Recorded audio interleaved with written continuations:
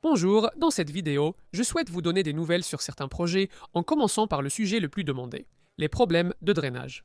Depuis que nous avons emménagé ici, il y a 5 ans, nous avons eu de nombreux problèmes de drainage, que j'ai abordés dans 3 vidéos différentes par ici. À l'arrière de notre bungalow, nous avions de graves inondations sur la terrasse lors de fortes pluies. Avec l'aide de mon ami Aiden, de The Aiden Project, nous avons creusé un nouveau puisard et installé un système de drainage. Et je suis heureux de dire que tout fonctionne parfaitement. Aucun problème du tout à l'avant de notre bungalow. J'ai récemment installé ces caniveaux qui mènent à un nouveau puisard que j'ai creusé à la main, pour aider à gérer une grande partie de l'eau qui est poussée dans notre jardin depuis la route voisine. Et cela s'est avéré être un cas intéressant, parce qu'au début, après avoir fait tout le travail, j'avais encore de l'eau qui stagnait, ici, sur le gravier, pendant les fortes pluies. Donc j'étais vraiment dévasté. J'ai fait une promenade le long de notre route et j'ai simplement regardé dans les jardins de nos voisins. Et j'ai remarqué que les jardins de tout le monde étaient inondés aussi. En fait, c'était bien pire que chez nous. Et c'est à ce moment-là que j'ai réalisé 2 choses. Premièrement, je n'avais pas assez prêté attention à ce qui pouvait être la source du problème. Et par là, je veux dire la route elle-même. Chacune des bouches d'égout sur le bord de la route était bouchée, pleine de terre et de mauvaises herbes. La pluie s'accumulait au bord de la route, sans issue, jusqu'à ce que les véhicules la repoussent dans nos jardins. J'ai préféré déboucher moi-même les bouches d'égout au lieu d'en parler à la mairie. J'ai aussi remarqué qu'à l'entrée, mes caniveaux se sont rapidement bouchés par des feuilles et des débris. J'ai donc meulé ce béton avec un disque diamanté sur ma meuleuse d'ongles pour élargir l'ouverture. Et cela m'amène à certains des commentaires que j'ai reçus dans la vidéo, qui suggéraient que j'aurais dû poser les caniveaux le long du bas de cette partie de la pente également. J'aurais dû préciser dans la vidéo que ce n'était pas nécessaire, car la dalle de béton sur laquelle je me tiens est légèrement inclinée vers le drain. Donc, l'entrée des caniveaux a été installée au point le plus bas. Ce qui signifie que toute la pluie qui tombe sur cette partie de la pente s'écoule dans cette direction, et toute la pluie qui tombe sur l'allée en béton s'écoule aussi vers les caniveaux. Je n'ai pas attendu longtemps avant la prochaine averse, car mai et juin ont été les plus pluvieux dont je me souvienne. Grâce au caniveau de la route en fonctionnement et à l'ouverture élargie des miens, nous n'avons plus eu d'eau stagnante dans le jardin de devant. Je dois contacter la mairie pour vérifier qu'ils connaissent le problème des caniveaux de la route, qu'ils s'en occupent à l'avenir. Et enfin, sur le côté de notre pavillon, j'ai aussi dû installer des solutions de drainage, ce qui a d'abord nécessité de découper une rigole dans le chemin et l'allée en béton, juste au coin. Tout cela vise à garder ces murs à simple paroi, donc sans mur creux, aussi sec que possible. Je ne pense pas qu'il y ait de barrière d'étanchéité contre l'humidité dans ou à l'intérieur de ces murs. Est-ce notre débarras, ancien garage, pour une voiture? Et c'est ici que nous avons eu de gros problèmes de moisissure à l'origine, principalement au bas des 2 murs extérieurs et aussi sur le sol en béton. À l'intérieur, j'ai appliqué une membrane d'étanchéité contre l'humidité sur le sol et le bas des murs extérieurs pour empêcher l'humidité d'entrer. J'ai aussi posé des plaques de plâtre isolantes sur les murs extérieurs pour qu'ils restent chauds et éviter la condensation, source possible de moisissure. J'ai posé une sous-couche sur la membrane d'étanchéité, puis un revêtement de sol en dalle de garage et de nouvelles plaintes. Tout est détaillé dans la vidéo. Je suis heureux de dire que nous n'avons eu aucun problème de moisissure cet hiver, alors que c'est dans ce coin que nous avions eu le plus de soucis auparavant. Je pense que le fait d'avoir découpé ces rigoles dans le béton a très bien fonctionné pour garder ces murs au sec. Sur ce mur en particulier, il n'y a aucun signe de problème d'humidité. À l'avant, il y a eu quelques taches blanches qui sont apparues, ce que je suppose être des sels dans le mur. Mais ces taches n'ont pas atteint le niveau du sol à l'intérieur, représenté par cette ligne noire. Dans cette vidéo, j'ai installé une sorte de drain de fortune, fait maison, je suppose qu'on peut les appeler comme ça, qui ne vont vers aucun puisard ni rien de ce genre. Parce que ça aurait été un travail énorme de faire ça. Donc, les tuyaux que j'ai installés étaient simplement conçus pour retenir l'eau et ensuite la laisser s'infiltrer progressivement dans le sol en dessous. Les caniveaux le long du mur remplissent la même fonction, car j'ai percé plusieurs trous au fond.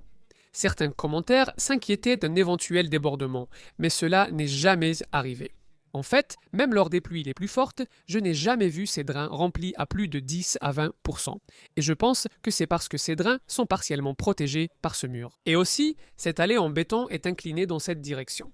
Donc, en d'autres termes, la seule pluie qui va dans ces drains est celle qui tombe directement dessus, sur ces drains de terrain faits maison. Je vais les appeler ainsi, installés sous ce gravier, mais mon ami Aidan s'y connaît bien mieux que moi dans ce domaine.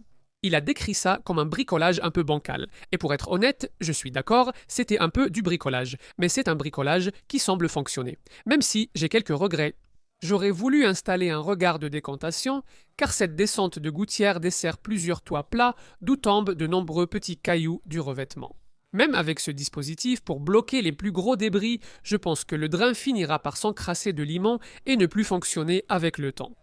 Et deuxièmement, je n'ai pas installé de membrane, ce tissu géotextile non tissé, qui aurait aussi aidé à garder mes tuyaux propres plus longtemps et à empêcher les débris de rentrer par le dessus et autour. Un autre projet qu'on me mentionne souvent ici est ce portail en MDF. Certaines personnes ne savent toujours pas que le MDF pour extérieur existe, et d'autres doutent de la durée de vie annoncée par le fabricant pour ce matériau. J'ai tout de même un souci à ce sujet sur lequel nous reviendrons. Mais d'abord, comme vous le voyez, le portail tient très bien et reste presque aussi propre qu'à l'installation. Laissez-moi vous montrer le problème. En gros, ce qui s'est passé, c'est que quelqu'un l'a laissé ouvert à un moment donné et le vent l'a attrapé. Donc il s'est refermé violemment comme ça. Et une fissure assez grande est apparue ici sur le côté. Donc d'abord, je vais juste pulvériser un peu d'eau, ce qui va aider à activer la colle. Et j'ai ici une seringue à colle, que j'ai remplie de colle polyuréthane, donc je vais en mettre autant que possible à l'intérieur. Passons maintenant au catio. Et nous avons une grande nouvelle ainsi que quelques petites mises à jour. La grande nouvelle, c'est que nous avons eu notre première évasion. Ce n'était pas Mickey, bien que Mickey ne soit pas le chat le plus athlétique. Je crois que pour le faire s'échapper, il faudrait l'attirer avec un hamburger ou autre. Hazel a réussi à sauter de cette étagère ici directement jusqu'au toit. Mais il ne s'est pas passé grand-chose, car une fois là-haut, je ne pense pas qu'elle ait su comment redescendre. Il suffit de monter avec une échelle et de la faire descendre.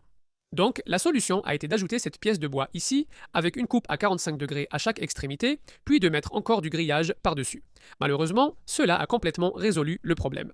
Au départ, je n'avais installé du gazon artificiel que sur cette moitié-ci, mais comme vous pouvez le voir, j'en ai ajouté sur le reste de l'espace aussi, parce que je trouvais simplement que ça rendrait mieux, et ça coûte seulement une quarantaine de livres ou quelque chose comme ça. Et on a aussi ajouté un joli tapis d'extérieur, juste pour que ça fasse un peu plus chaleureux. Il y a quelque temps, j'ai fabriqué ces nichoirs. C'était une autre vidéo sur la chaîne. Et en ce moment, on a des mésanges bleus qui nichent ici. C'est assez drôle de les observer depuis mon bureau parce qu'elles piquent toutes les ficelles de ces porte-plantes. Je ne sais pas si vous voyez à quel point il en reste peu. Et maintenant, ça ne tient plus qu'à un fil. Donc, à terme, je pense que ce pot de fleurs va finir par s'écraser par terre. J'ai ajouté des dalles de mon atelier sur cette marche en béton, car Baby Brown aime y ramper dehors, ce qui sécurise l'endroit. C'est de loin ma vidéo la plus critiquée. Oh, je ne parle pas de ça, mais de ça. Il y avait une fenêtre ici, vous la voyez? Je peux tout à fait la voir. Et je pense que c'est probablement pour ça que beaucoup de gens ont eu un problème avec ça. J'ai fait un peu de maçonnerie pour fermer l'ouverture où se trouvait la fenêtre. Ensuite, j'ai appliqué de l'enduit et du crépi pour essayer de l'intégrer au reste du mur. Je n'ai jamais reçu autant de commentaires désagréables que sur cette vidéo. Mais le plus bizarre, c'est que je pense toujours avoir fait du bon boulot. Je ne m'attendais pas à ce que ça s'intègre parfaitement et c'est plus que suffisamment solide.